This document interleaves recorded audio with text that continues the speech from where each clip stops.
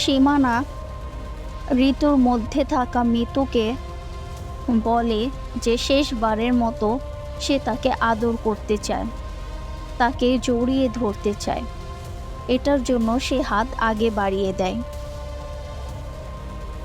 ঋতুর মধ্যে থাকা মিতুও চুপচাপ দাঁড়িয়ে থাকে। এরপরই সে দৌড় দিয়ে এসে সীমানাকে জড়িয়ে ধরে। সীমানা ও রাতুল দুজনে ঋতুর মধ্যে থাকা মিতুকে জড়িয়ে ধরে এবং কান্না করতেই থাকে। বারবার অনুতপ্ত বোধ করে তাদের সে কাজের জন্য, নিজেদের দোষারোপ করে এবং বারবার ঋতুর মধ্যে থাকা মিতুর কাছ থেকে মাফ চায়।